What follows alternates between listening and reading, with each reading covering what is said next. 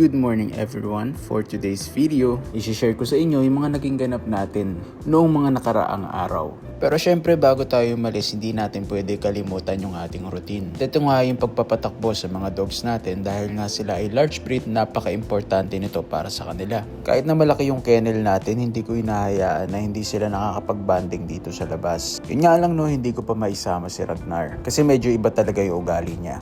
Ngayong araw nga pala pupunta tayo sa Marikina upang bisitahin din si Sultan at ang iba pang mga dogs na naparating natin dito sa Pilipinas. At kada bisita ko, kapansin-pansin din talaga ang paglaki ng mga tuta na to. Kaya isa pa sa kagandahan na naiva-vlog natin yung mga ganitong bagay, meron akong binabalikan ng mga videos. Pinapanood ko ulit yung mga videos nung unang dating nila dito sa Pilipinas. Especially itong si Sultan.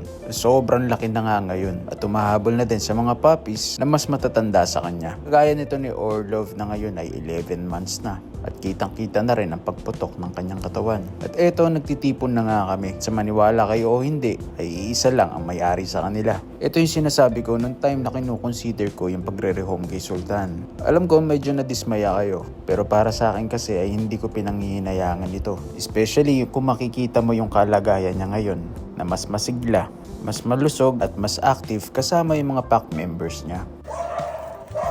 Ayun o, Malakli, Alabay, Caucasian of Charka, Central Asian of Charka, Pares, Lori. Ang ganda talaga ng itsura. Inabot na rin kami ng gabi. Nasa 2 kilometers din yung nailakad namin.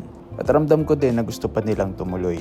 Pero dahil nga growing puppies pa lang sila, kailangan laging balanse yung diet at activities na binibigay mo sa kanila. Noong last time na nag-visit ako, manipis pa itong mga to pero ngayon ang kakapal na talaga Buti na lang din at magtatag-ulan na. At alam ko isa ito sa favorite nilang season.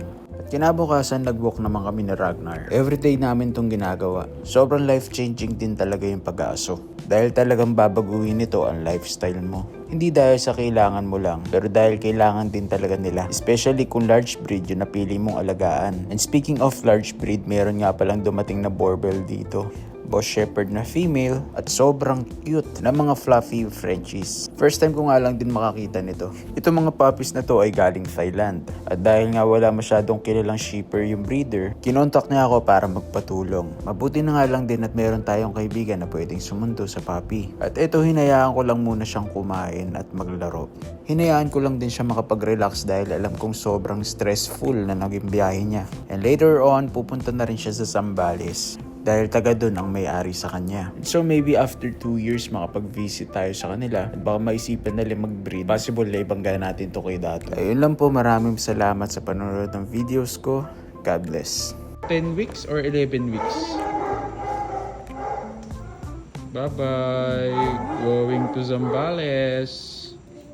Na-late si ma'am.